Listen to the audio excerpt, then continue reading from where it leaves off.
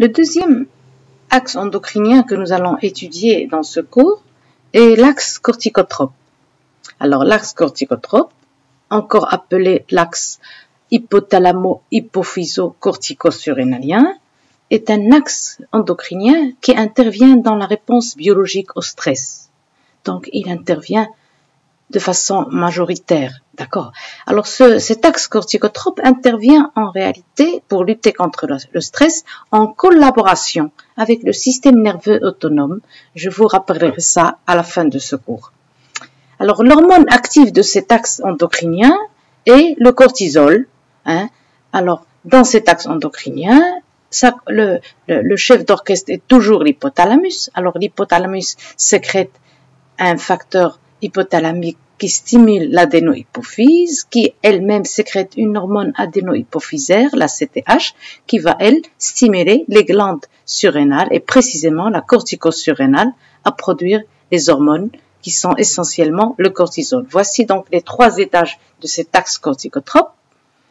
Alors, dans cet axe, il y a bien sûr, je reprends l'hypothalamus. Alors, l'hypothalamus sécrète un facteur hypothalamique, un peptide de 41 acides aminés que l'on appelle la corticotropine releasing hormone.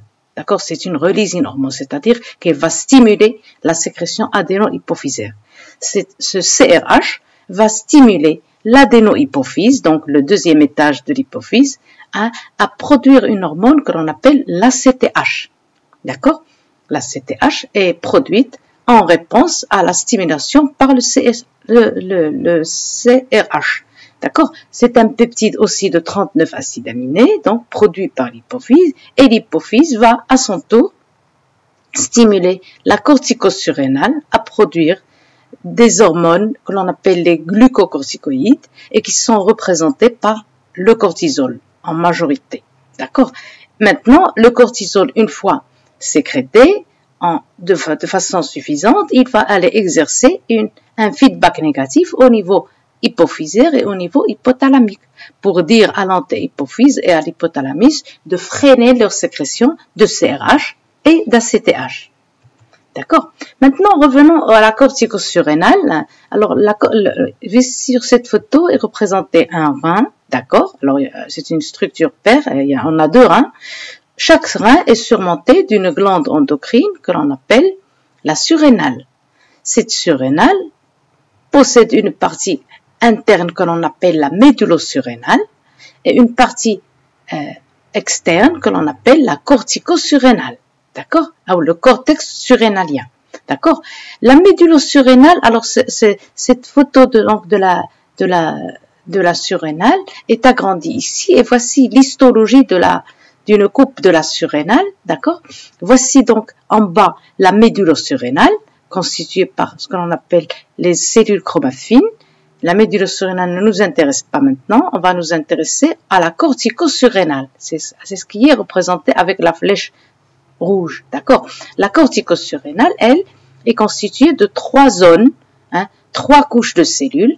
Et il y a donc de l'extérieur vers l'intérieur la zone glomérulée. Alors, la zone glomérulée est constituée de cellules qui produisent des hormones que l'on appelle les minéralocorticoïdes.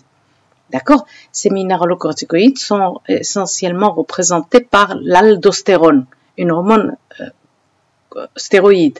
Alors, il y a la deuxième zone, la zone fasciculée, c'est elle qui nous intéresse, c'est la zone fasciculée qui sécrète les glucocorticoïdes représentés par le cortisol, cette hormone que l'on trouve à la fin donc de l'axe hypothalamo-cortico-surrénalien. Et puis, il y a la zone réticulée, une zone un peu plus profonde, qui est constituée de cellules qui produisent ce que l'on appelle les gonadocorticoïdes, ou les androgènes cortico-surrénaliens. Ce sont des hormones sexuelles de la corticosurrénale. Alors, la corticosurrénale produit aussi quelques hormones sexuelles que l'on appelle les androgènes, qui sont, on va dire, représentés par la testostérone. Donc, la testostérone, on en trouve chez l'homme et chez la femme. Elle est sécrétée en quantité faible tout au long de la vie, d'accord? Donc, de l'homme et de la femme. D'accord? Donc, ce qui nous intéresse ici, c'est cette zone fasciculée qui sécrète les glucocorticoïdes. D'accord? Maintenant, d'où viennent ces glucocorticoïdes? Voici la biosynthèse de façon un petit peu abrégée, la biosynthèse du cortisol. D'accord? Alors, le cortisol provient du cholestérol. Son précurseur est le cholestérol. Comme je l'ai dit, hein, le cholestérol, c'est le précurseur de toutes les hormones stéroïdes. D'accord? C'est un lipide. D'accord? Hein, le cholestérol, après un certain nombre de réactions enzymatiques qui vont faire intervenir des enzymes, va aboutir à la synthèse du cortisol. Hein? Alors, voyez, le cortisol, il donne la progestérone, qui par un ensemble de réactions biochimiques et enzymatiques va donner l'aldostérone, la fameuse hormone dont j'ai parlé, la minéralocorticoïde, et par une autre voie va mener vers la synthèse des oestrogènes et de la testostérone. Mais cette fois-ci mène à la synthèse du cortisol. Le cortisol est donc une hormone stéroïde, donc une hormone de petite taille, qui, lorsqu'elle est sécrétée donc par la corticosurrénale, elle va être libérée dans la circulation sanguine, mais elle ne va pas circuler de façon, va pas circuler toute seule, elle va être liée à une protéine de transport, d'accord? Le transport du cortisol est assuré à 90% par une protéine qu'on appelle la transcortine, d'accord? Sa nomination en anglais, c'est la CBG, Cortisol Binding Globulin, hein, ou transcortine. C'est la protéine qui permet le transport du cortisol dans le sang. Et une fois qu'il arrive au niveau de la cellule cible, le cortisol se libère de la transcortine et pénètre par simple diffusion à l'intérieur de la cellule cible. On va encore voir tout ceci lors de l'étude du mode d'action des hormones. D'accord? Maintenant, quels sont les effets physiologiques du cortisol? Alors, le cortisol intervient dans la plupart des métabolismes. D'accord? Alors, il intervient dans le métabolisme des glucides. Il possède une action hyperglycémiante. D'ailleurs, d'accord? Il intervient au niveau des lipides pour permettre la dégradation des graisses, donc la lipolyse, et il intervient dans le métabolisme protéique pour permettre la dégradation des protéines, d'accord? Donc les protéines sont dégradées en acides aminés au niveau du muscle, de la peau et du tissu adipeux. Ce cortisol agit en synergie, c'est-à-dire il agit en collaboration avec les catécholamines. Et là, je vous rappelle que les catécholamines, ce sont les hormones sécrétées par la médulosurrénale. Oui, je reviens là-dessus. La médulosurrénale, dont j'ai parlé tout à l'heure, cette partie interne de la surrénale, elle est spécialisée dans la synthèse et la sécrétion de l'adrénaline et de la noradrénaline, que l'on appelle sous une nomination les catécholamines. Adrénaline et noradrénaline sont appelées catécholamines. Donc, le cortisol agit, ses effets physiologiques sur le métabolisme, il agit en collaboration, si vous voulez, en synergie avec les catécholamines et le glucagon, c'est-à-dire tous les hormones qui ont pour but d'augmenter la glycémie. D'accord? Parce que, en réponse au stress, la glycémie doit augmenter. Donc, le taux de glucose doit augmenter dans le sang par néoglucogenèse, par lipolyse et par glycogénolyse. D'accord? Alors voilà, un autre effet physiologique du cortisol, c'est qu'il possède une action anti-inflammatoire. D'accord? Donc, le cortisol agit pour inhiber la libération des médiateurs de l'inflammation. D'accord? À la suite d'un traumatisme, par exemple, une blessure ou un coup, il se produit ce qu'on appelle une inflammation et il y a libération des médiateurs de l'inflammation et le cortisol possède une action anti-inflammatoire. Notamment, le cortisol inhibe la libération des cytokines. D'accord? Vous allez voir ça dans le cours d'immunologie plus tard. D'accord? Le cortisol possède aussi une action anti-allergique.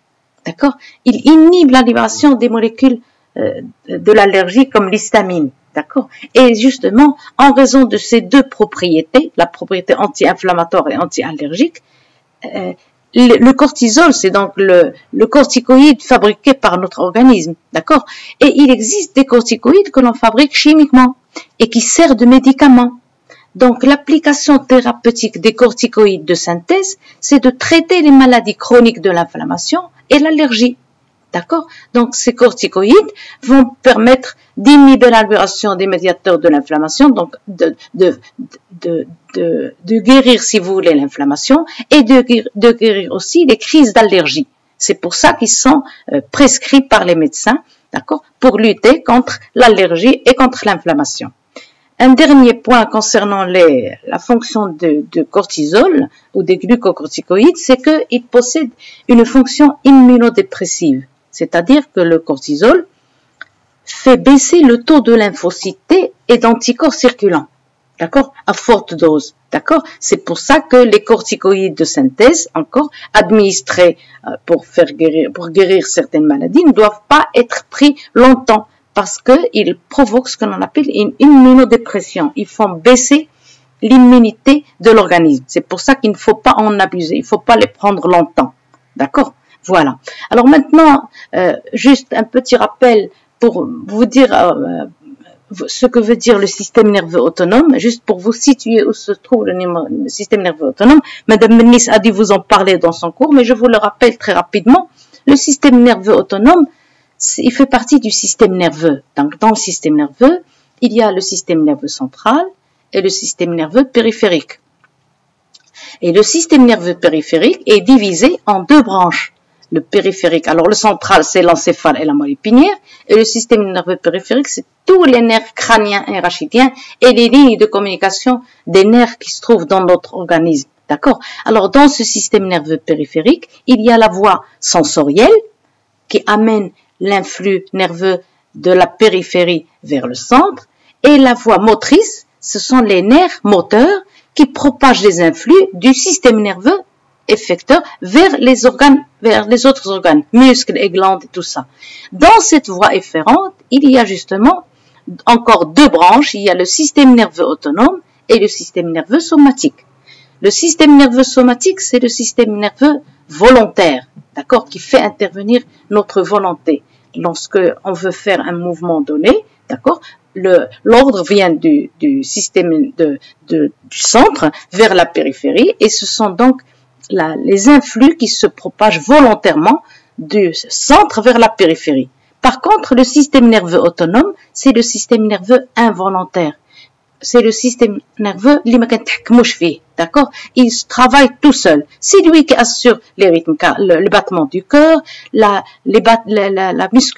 contractions de la musculature lisse, la libération des glandes exocrines, etc. D'accord? Le système nerveux autonome, c'est le système nerveux involontaire. Et il est aussi divisé en deux branches, le système nerveux sympathique et le système nerveux parasympathique. D'accord? Le système nerveux parasympathique, c'est le système nerveux de tous les jours qui travaille tout le temps, et le système nerveux sympathique, c'est le système nerveux qui intervient en cas de stress. Et c'est dans ce contexte-là que je vous en parle, parce qu'il collabore justement avec l'axe corticotrope pour lutter contre le stress. Une dernière photo pour vous montrer le système sympathique, voilà. Voici donc les différents organes de notre organisme. Ils sont innervés par le système parasympathique et le système sympathique. D'accord? Regardez, encore une autre photo qui illustre ça. Le parasympathique, c'est le système qui, par exemple, stimule la salivation, c'est pour ça que nous avons de la salive, qui ralentit les rythmes du cœur, qui rétrécit les branches des poumons, qui facilite la digestion, alors que le système sympathique, le système orthosympathique, anciennement appelé orthosympathique, maintenant on dit que sympathique, le système sympathique, c'est lui qui intervient en cas de stress. Il bloque la salivation. Quand on est stressé, des fois, on ne trouve pas de salive. Ce blocage de la salivation intervient lorsque le système sympathique intervient. Il accélère le rythme cardiaque. Quand on est stressé, le rythme cardiaque s'accélère. Il dilate les branches, d'accord, etc. Donc, ces deux systèmes parasympathiques et orthosympathiques ont en général des effets antagonistes. Voilà.